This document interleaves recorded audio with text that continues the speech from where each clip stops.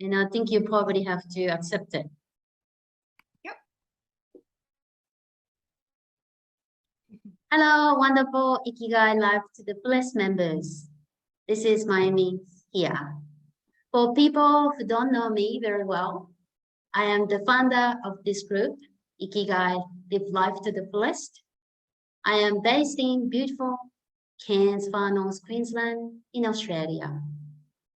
I am a qualified naturopath as a trade, and through my own challenges in my life, I realized having a purpose in life is one of the key elements to maintain our well-being, mentally, physically, and emotionally.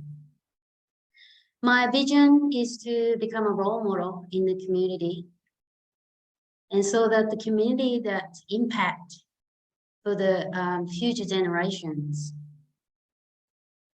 And this is the third series of Ikigai interview today. And I am so excited to invite Carla Francis here. And Carla and I met through one of the Ikigai events in Cairns in July, and we started connecting each other. She was so generous to gift me this wonderful book, The Cat with Three Passports, which I'm going to ask about in a minute. She knows I'm a huge cat lover. And she also well-known published author for traveling with pets. And she just released 6th edition out now. Woohoo! So I'm so excited to hear from Carla. Thank you so much for Carla joining me today. And could you introduce yourself before I start asking questions? Where are you originally from and how long you been in Cairns? Yep, thank you. Thanks for having me. It's great to be here. So I'm originally from London, and then I moved to Sydney in 2003. I lived there for 1 year, and then I moved to Japan in 2005. Then I moved briefly back to the UK and then back to Japan again. And then I was in Japan for 4 years and learned a lot in Japan, which we will discuss later. So yeah, lots to talk about today. Right. And how long have you been in Cairns now? Oh yeah, forgot that one. I've been in Cairns for 4 years. So we moved up in 2018, pre-pandemic. Yeah. And so we're returning to Sydney shortly. Yeah. Okay. Yeah, I'm sad to leave. We might come back again. I think. Awesome. Yeah. We need to catch up more. Yeah. Yes. All right. So I would like to ask you a few questions, if that's okay with you, Carla. Yeah. So the first question is, how long, you mentioned actually the 4 years in Japan, and if you summarize in a short sentence, what were the highlights of your life over there in Japan? So I can't put it in a sentence, I'm afraid, because there's so many things that were just wonderful. But the first time I lived in Japan, I lived in Osaka, which was a huge city and quite similar to London and Sydney, being, busy, crowded. So then we moved to the Japanese Alps, which was just perfect for me at that time of my life.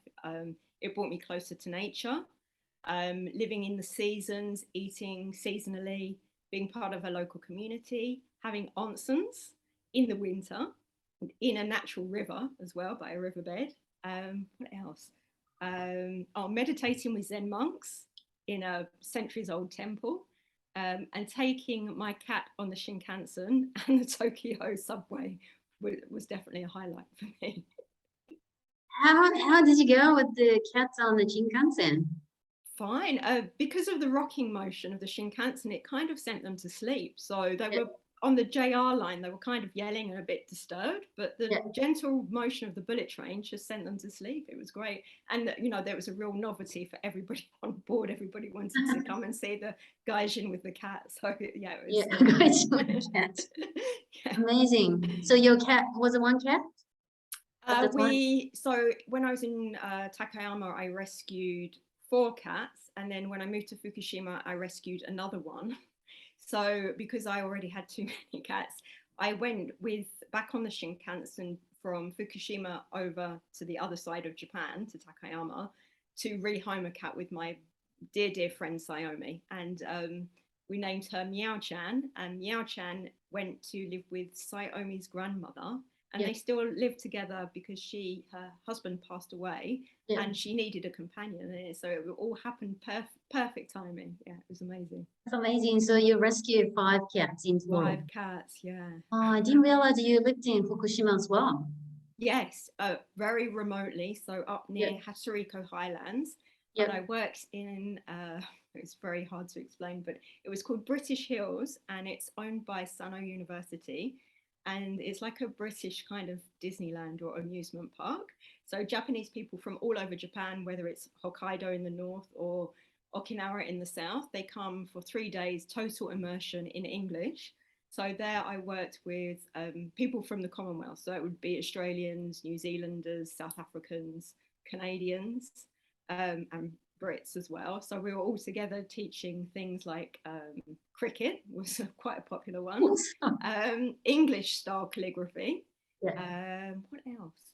Cross-country skiing, although that's not specifically English, many things, and English language as well. It was great, very interesting. Awesome. What's the name of the place again? British Hills. I'll send you a link later so you can see. Sure. It's fascinating. It cost, it was built in the 80s, and it cost £60 million to build at the time, because the owner wanted it to be completely authentic. So he shipped everything over from Scotland and England to build chapels so people can get married there. You can eat in the restaurant. It's a hotel as well. So there's so many things you can do. It's a wonderful place. Okay, I might tell my sister. My family in Tochigi. It's not too far from Fukushima. They filmed a famous Japanese series there, but I can't remember now which one it was, but it was very popular at the time. Yeah. Awesome. Okay, I'll definitely tell my sister then. Thank you so much. All right, so next question I would love to ask you. So you do such amazing work for animals, and you publish, the few publication with the traveling with the pets. And now the 6 editions out now. What prompted you to what you do right now? What was the reason? Okay, so good question. So living in Japan, especially living remotely, I don't know what it would be like in the cities so much, but living remotely, you could take your pets anywhere. So I remember my sayonara party, my friend Sayomi brought our rescue cat Takashi to the bar where we had our leaving party. And I was like, what, you've brought the cat to the bar? Really? And she was like, yeah, no problem. It's Japan, it doesn't matter. There's not the rules and regulations like there might be in Australia or the UK. So that was interesting. And then traveling around Japan, I got to see lots of people on holidays and camping. And I remember specifically, I went to Lake Inawashiro, and there was a lady there, a couple, and she had a blind cat and a dog, a black lab, and they were holidaying together. And I said, are you traveling? And she said, yeah, we always travel with our pets. And I was like, this is amazing. So when I left Japan, I brought back Gershwin, my cat, and I wanted to holiday with him in Australia. And at the time, there just wasn't that many places available, even for people traveling with dogs. It was quite limited. So I did lots of research. I published some articles on a website called Go See Australia. And then I compiled lots of information and pitched it to a publisher. And he was like, yeah, we've been thinking about doing this idea. It all happened very serendipitously at the right time. And and then the book was taken up, and the rest is history, I guess. Amazing. So when did you publish your first edition? 2012 it would have been, yeah. Ah, great. So it's like 10 years of work now. Yeah. And like it's changed so much, now there's dog-friendly cafes. They were hardly existing back then. Doggy days out, events. There's just so much now, Right. So you're kind of the pioneer in a way. Just give them some idea then. Well, there was a book before mine called Holidaying with Dogs that's now a website that was before mine, but they stopped publishing their book, so now I'm the only book on the market at the moment. Oh no, actually there's amazing. one more called Pets on Holidays, but I'm not sure if that's still in print, but yeah. Yeah, yeah. I start seeing like even just the cafe they put like water for the dogs, and I started Yeah. seeing very often nowadays in cans. But when I Yeah, in compare, Cairns, there's a, yeah, do you know Crave Cafe? where's Um, that? it's on one of the main streets. It might be Grafton Street. It's Yeah, okay. opposite where CQU University is. They've actually got a doggy menu, and they have 3 choices of meals that you can choose for your dog. It's Oh, isn't incredible. that Yeah, amazing? yeah, really cool. Yeah, yeah, great. One question about the traveling with the cat in Japan in Shinkansen. I forgot to ask. Did you put your cat in the cage or just free? Oh no, not free. So he had a like a soft bag. Yeah, So and it was for his protection as well, you know, in case he yeah, got startled and run off. But I had him in a carry case, and I would open it up and he'd pop his head out and people would come and pat. But yeah, he was one of a kind, very, very confident cat. I yeah, don't know how my other cats would go doing that. yeah. That's Yeah. the picture with you and the one of the event page, right? Yeah. You're holding the cat. Yeah, Yeah. yeah. Oh, he's gorgeous. Yeah. All right. Thank you so much. So 10 years work. That's amazing. Yeah. And Well but done. it's been really fun because I've met so many awesome people. Yeah. Pet people are very genuine people. So Yeah. yeah, and very willing to help and give advice. So we share tips and share Yeah. knowledge. So it's great to be part of that community. Very Yeah. humbling. Yeah. So it sounds like it's not just about passion, but I also felt the synchronicity. Like Synchronicity. Yeah, yeah, yeah, absolutely. Yeah. yeah. When you Yeah. started there, someone was looking for somebody like yourself to do doing the purification. So that's Yeah, it's but all about timing, I think. Yeah. yes. And you listening, you know, to yourself and doing something you're passionate about and being in the right place at the right time and just being open to opportunities as well. I remember, you know, growing up and being in my 20s, I grew up with horses and I loved animals from a very young age.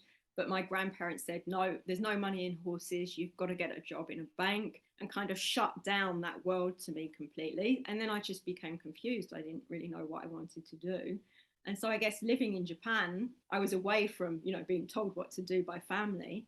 And it opened up a new world to me. So I could rediscover myself in Ah, a that's new environment. Yeah. yeah. And it's kind of nice to hear that, where I mean, from Japan, and I mean, I think it's a lot more open to a lot of things nowadays. But back in old day in Japan was more closed, that's sort of our culture.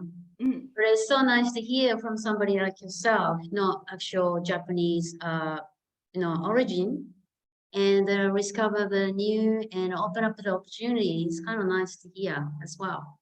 Yeah, yeah, totally. And I think probably where I lived helped because living in Osaka, I could have experienced that closed culture because obviously big cities, people are quite closed, you know, you don't get to live in a community so much. So when I lived in Takayama, I kind of didn't speak much Japanese, not that I speak that much now, but at the time I was forced to learn Japanese because we were the only foreigners in that small town. And then just the people there were just so welcoming, and Mm. you know, we hung out with people that were artists and snowboarders, and that's what I wanted to mention to you as well about the Ikigai thing. Was there is where I really learned about Ikigai, you know, firsthand, because I saw people opening up bars because they had a passion for Bob Dylan, Oh, and one of wow. the bars was called Desolation Row. Sadly, he's passed away fairly recently, but Kensei was amazing. You know, he had this passion, and we talked about it with him for about a year before he started, and he opened it up and it was so popular. I think it was almost #1 on TripAdvisor. It was so popular. Oh, So really? that was really seeing Yeah, Ikigai in motion for me. And then yeah, yeah. one of our other friends was a snowboarder and he loved natural clothing. So he opened up a shop and he sold all hemp products. Yes, so many things I saw like that in this one Yeah. small town. Yeah, it was Yeah. incredible. And you get to experience that, and then, also you develop your passion, or your passion grew as naturally as well. It's Yeah, such a nice way to live, I think. yeah, and you probably don't, you know, it's so obvious what your passion is, but because maybe your culture doesn't approve of it, or your parents or your family or your friends, it seems like it's not something that's worthy, maybe. So Yeah, it's hard to tap into that if you're told, oh, you know, you have to do things for money, yeah. etc. So then you're following that kind of path, which is not where happiness is. No, no, that's one of the reasons why, and it's come to the last question, but the reason why I wanted to invite you here is experience that you did tell me that, at the event through the connection. So, the experience in Japan and, what you've done for perfectification is amazing. And I thought that, that somebody not actually come from originally from Japan can share some of the Ikigai living. I think a lot of people in the group can appreciate you to share it. That's one of the reasons why I thought I wanted to invite Carla. Thank I you. think you have a good impact to the people in the group. Come to the last question.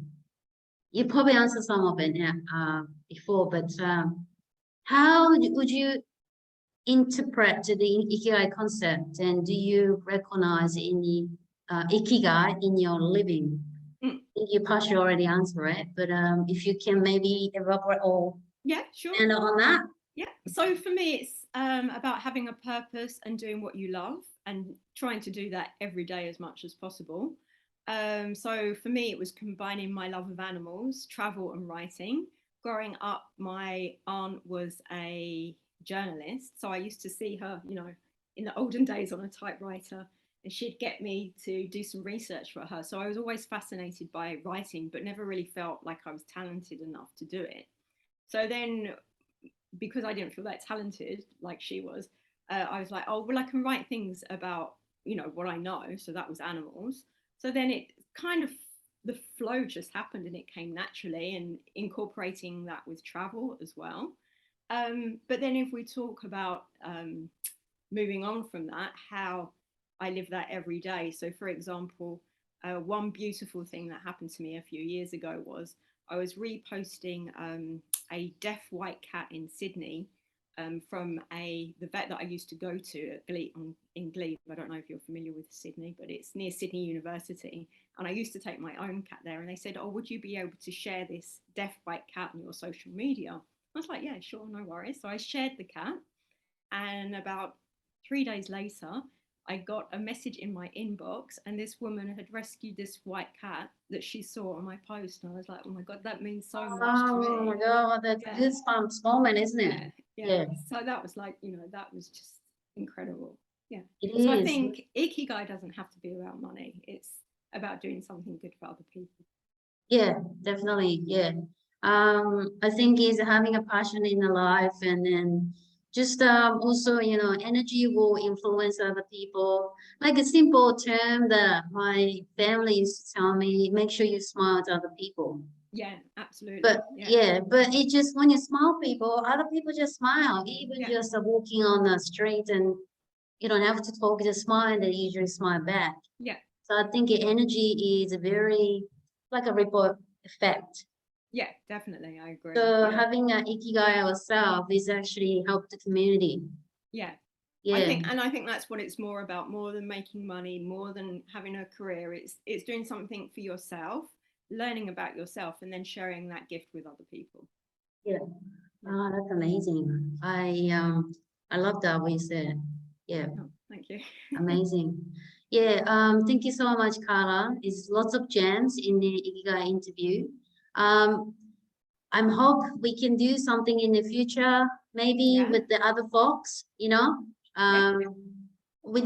not sure yet. But yeah, we keep our connection, even though after you go back to Sydney, we don't want you to, but I'm sure a lot of the other guys will, oh, no, please don't go. It's an excuse to come back now, though. Yeah, that's right. Or we visit you. Yeah, sure. Yeah, why not? Yeah. So how can we find you? So we can post your profile in comment section under this recording session, and so they can find you. I'm sure there's some people want to know more about you. So what's the sort of best way? What platform is the best way for them to find you? Well, I'm always on Instagram at the moment. It used to be Facebook, but now my followers seem to be more active on Instagram. So for the pet book, it's at Pet Friendly Australia. So that's Yep. nice and easy. And for the cat book, that is at Cats with 3 Passports. So I've left out the is deleted. So yeah, Okay. just Cat with 3 Passports, and it's the digit, not the word. Okay, Yeah. no worries. So we will actually link that on the comments so they can actually find you. Okay.